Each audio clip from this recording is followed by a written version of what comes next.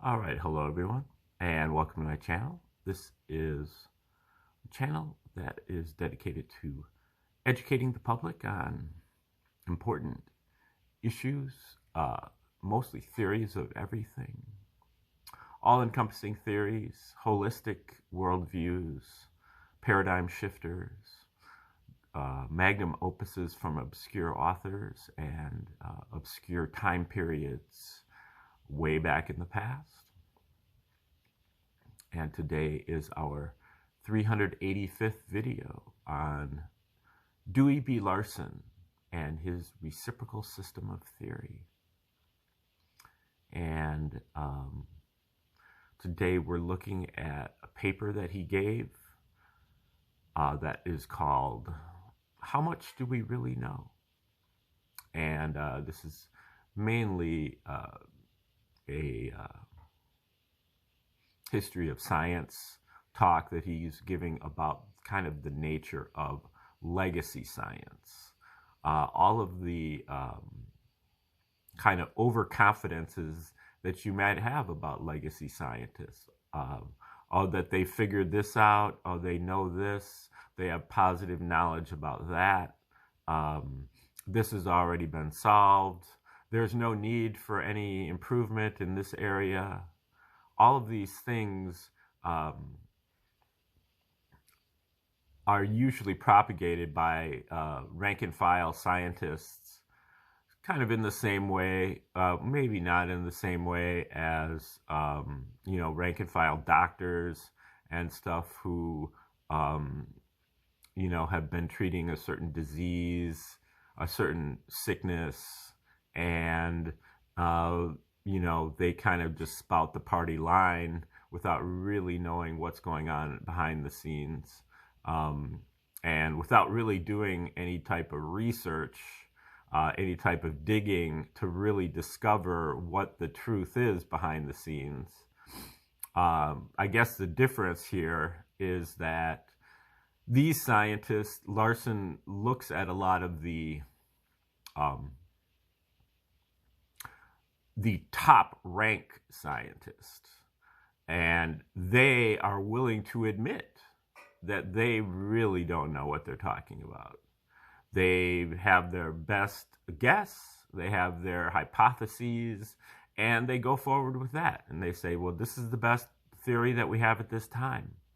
Hopefully, somebody will come along with a generalized theory that applies to all subjects, and then we will have a better foundation to move forward. This is exactly what Mr. Larson has proposed, a generalized theory. But in the meantime, science moves on with their piecemeal theories. They've got one theory for this, and then they've got another theory for that. And then they have a third theory for this, and a fourth theory for that. And they're not really connected. And that is what you get, is a patchwork of science. And you have a bunch of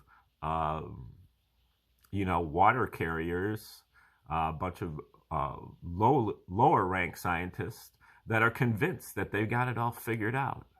And again, this is kind of just like the doctors, except in the case of the doctors for this this so-called disease that they've been working on, fixing over the last few years, they have actual criminals at the top. Instead of them telling you that they don't know what they're talking about, they actually, they know that they don't know what they're talking about. They know that they are not making things better, but they pretend that they do. So it's a worse situation, what we have now, but it's the same kind of thing. It's kind of like Mark Twain said, it's a lot easier to indoctrinate somebody than to convince them that they've been indoctrinated, paraphrasing. I know a lot of scientists, and they are so sure that they're right about a lot of these things that are going on, and they've convinced their friends and relatives and so on that they're right, and that, you know, anybody else with an alternate opinion is just a, you know, hack researcher who thinks that they're smart because they've done some internet research or something. Meanwhile, these you know, so-called scientists maybe went to med school back in the day or whatever and got indoctrinated by the drug companies back then, and they haven't done any research since then.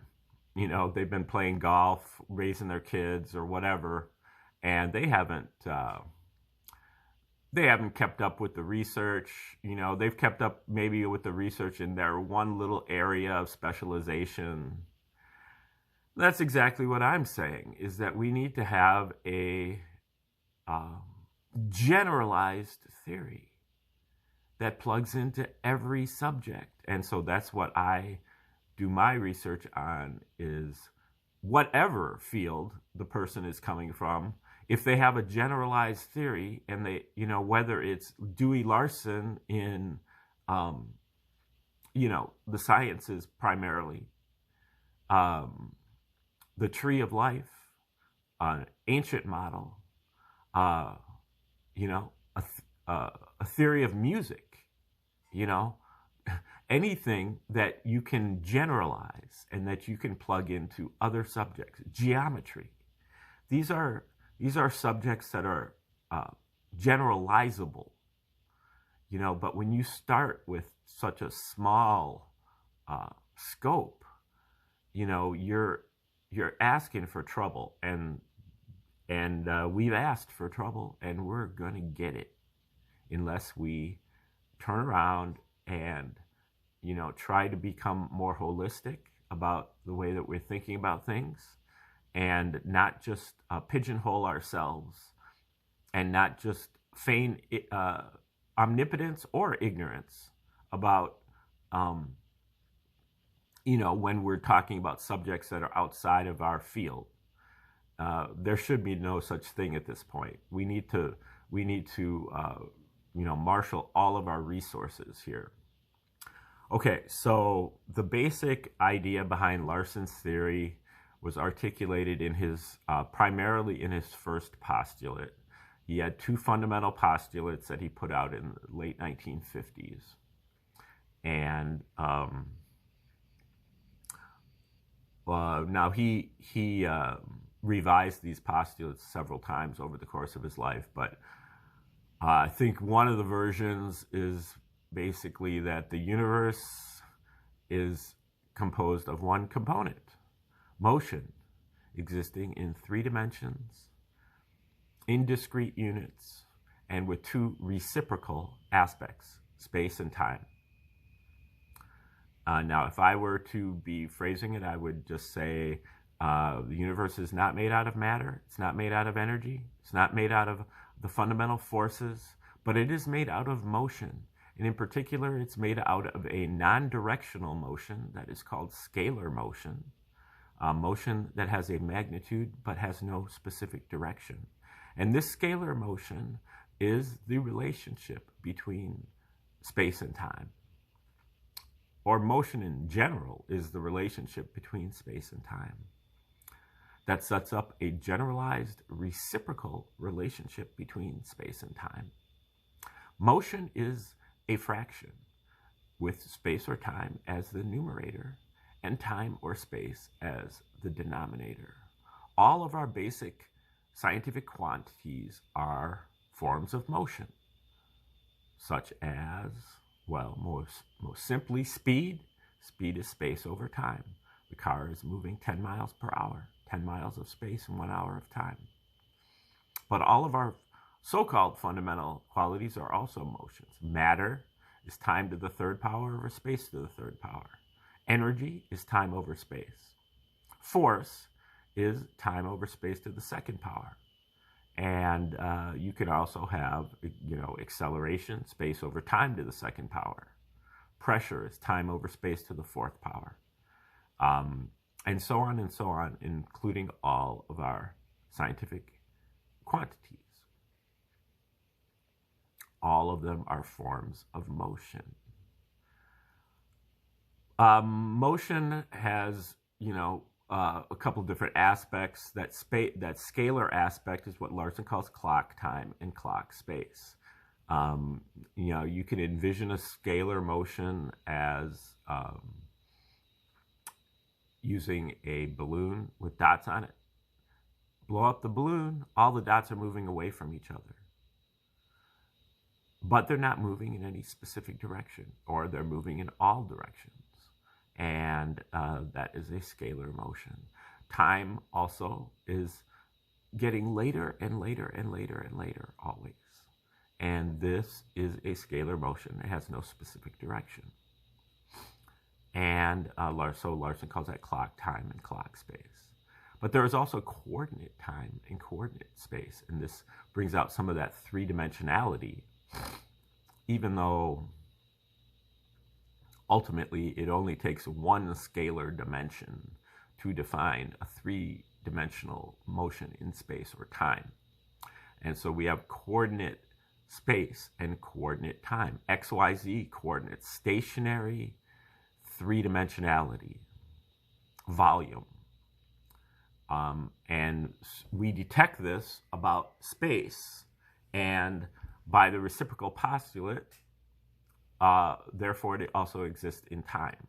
Because whatever quality exists in one space or time also exists in the other as it's reciprocal. All of our reciprocals have the same qualities, but they have them in reverse order. And so we have coordinate time as well as coordinate space. And then space and time exist only in discrete units. You have to have a full unit of space before you have space. You have to have a full unit of time before you have time.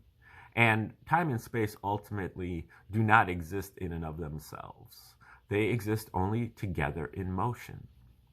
And when you have them together, one unit of space in one unit of time, you have the speed of light. The speed of light is what Larson calls unit speed.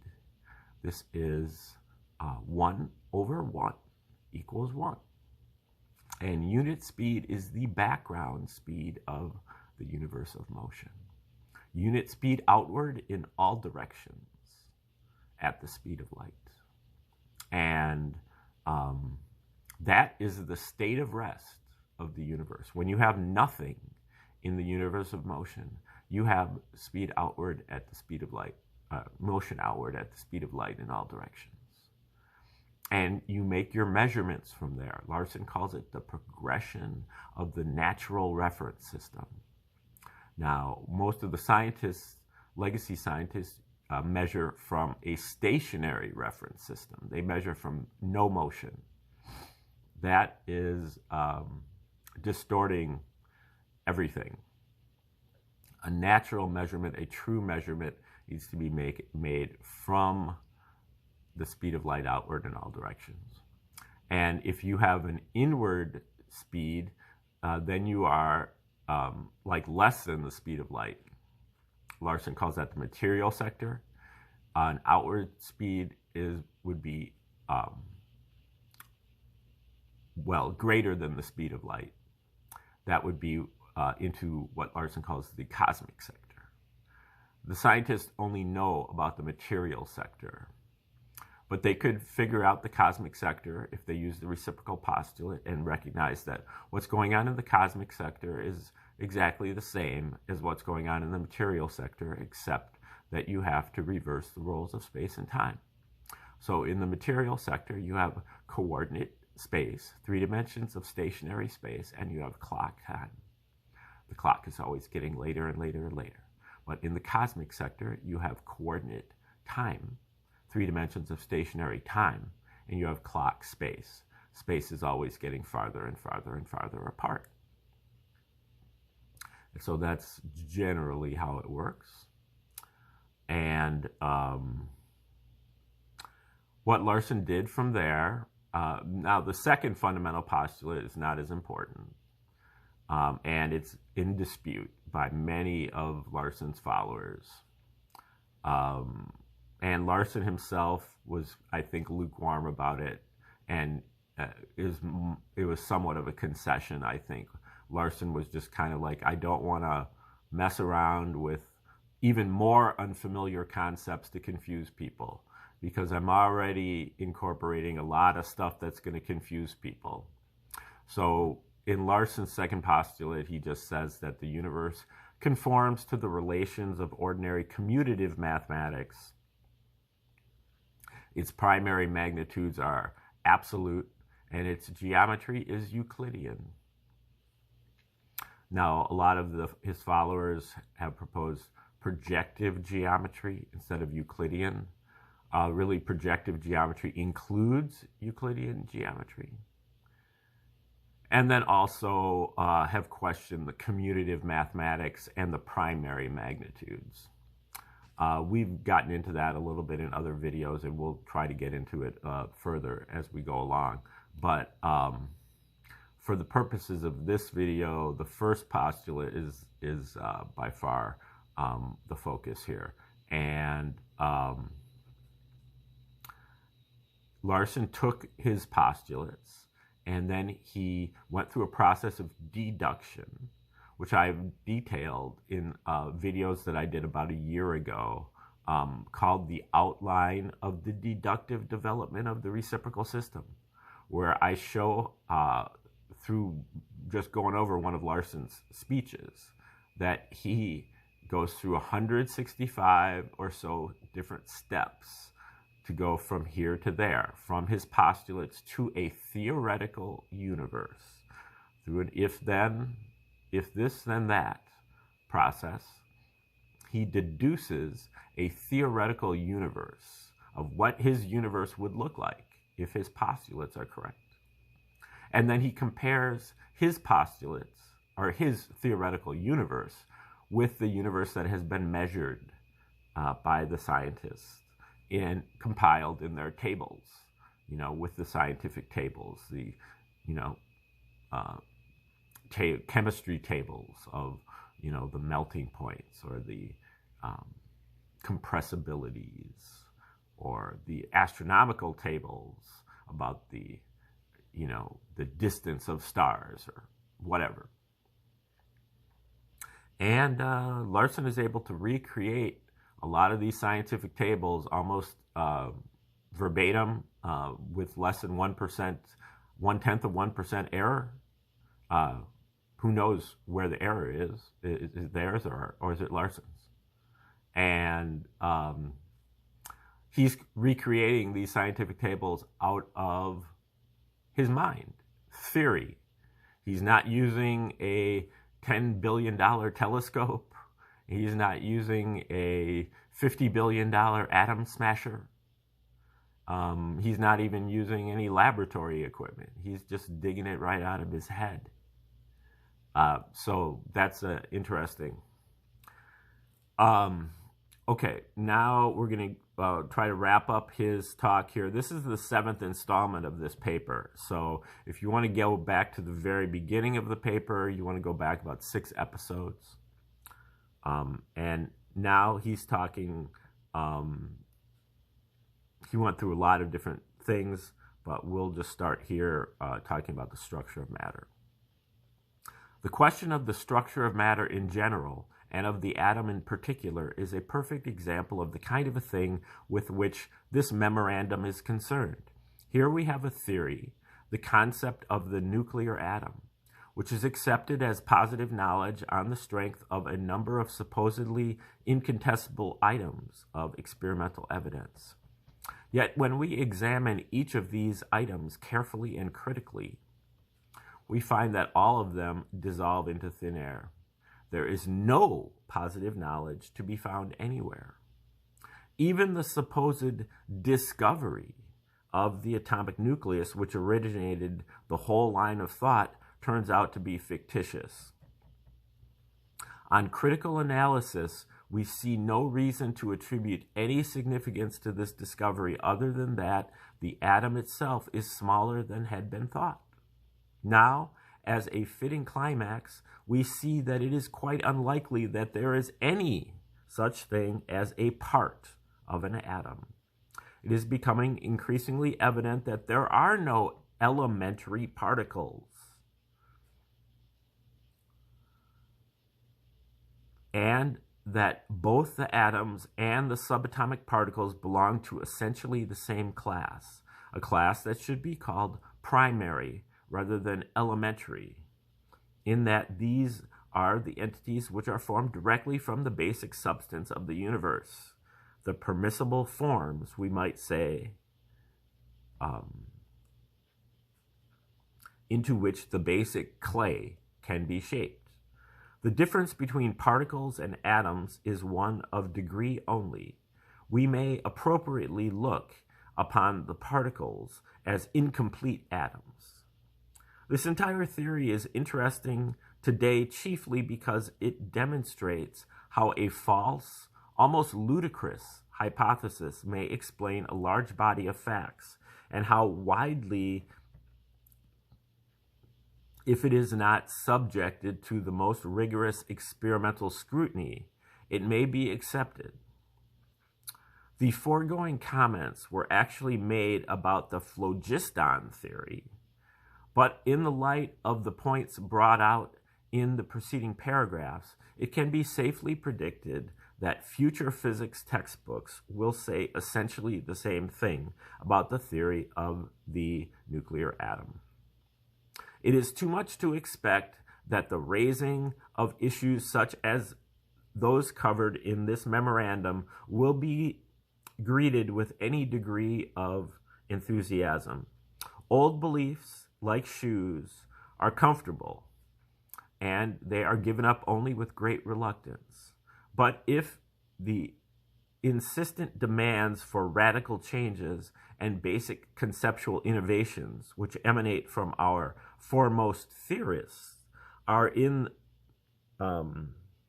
be met, many of these old beliefs must be sacrificed, no matter how distressing the parting may be.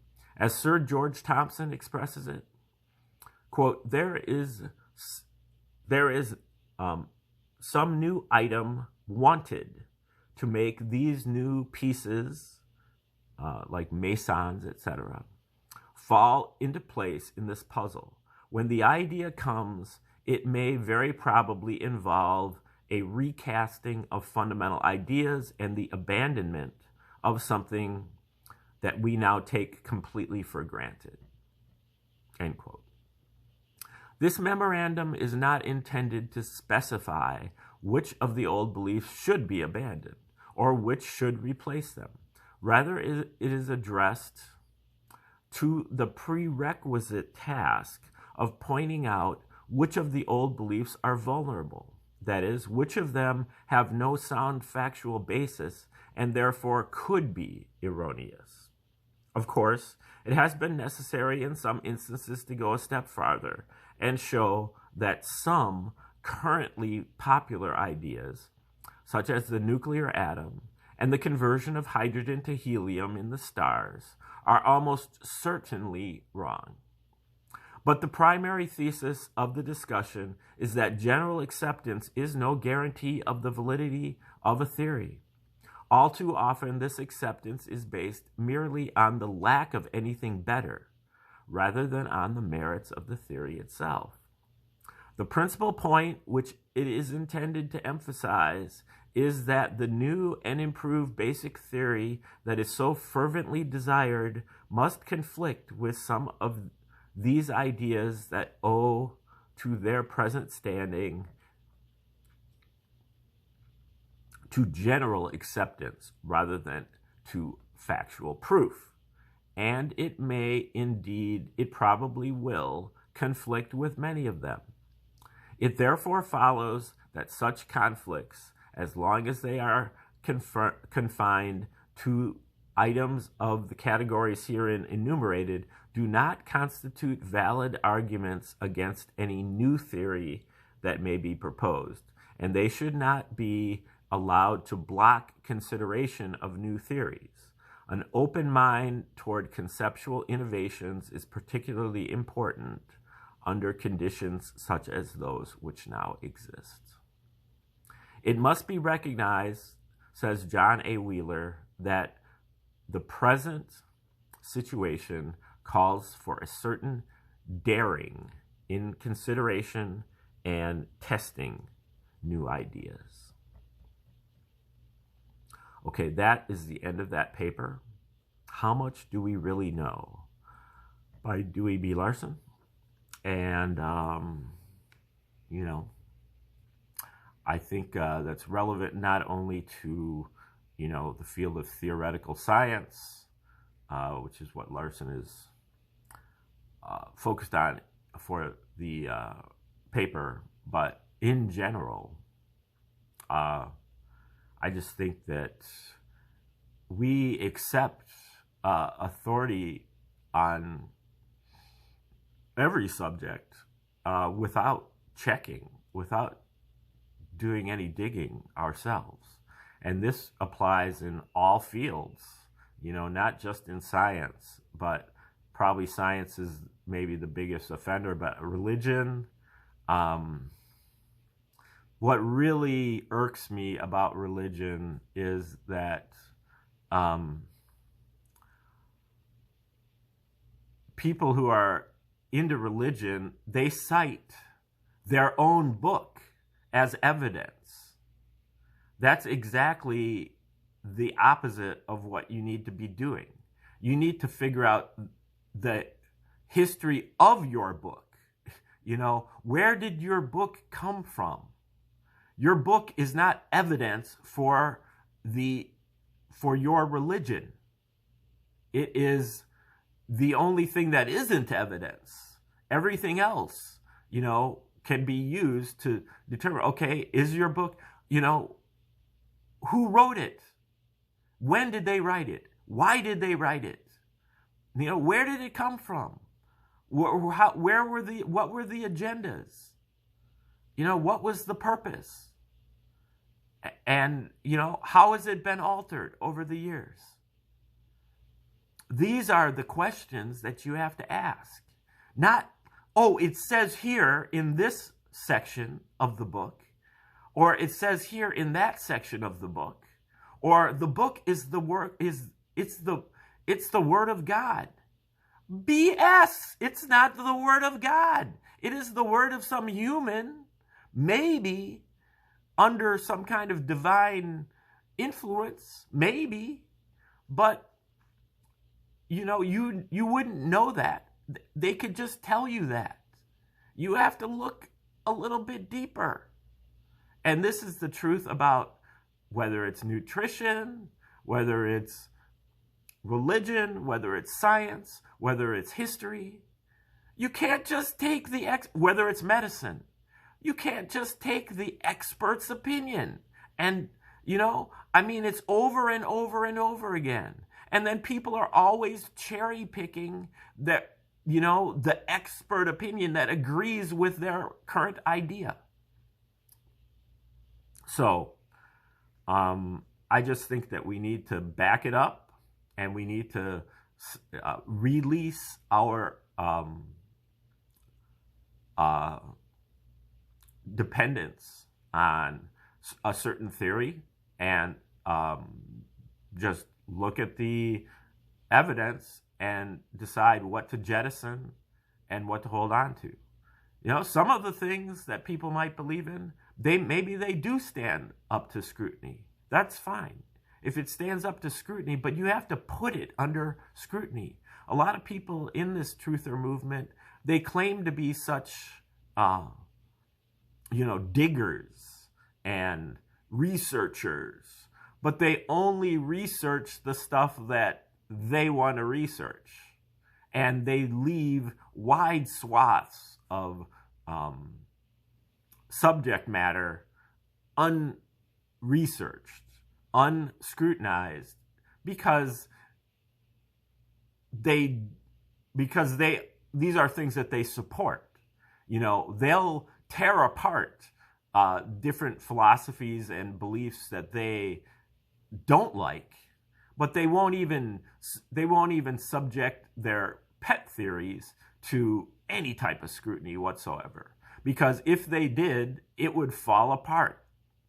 And a lot of people probably know what I'm talking about, but whatever. Um, that's what I mean. And, it's pathetic. And it's going to destroy this movement. It certainly has given me no confidence in it whatsoever. And, I'm out here. I could be a very good ally to this movement, except that the people that are involved have disillusioned me and made me have no confidence in them because they won't subject their own theories to even the slightest scrutiny.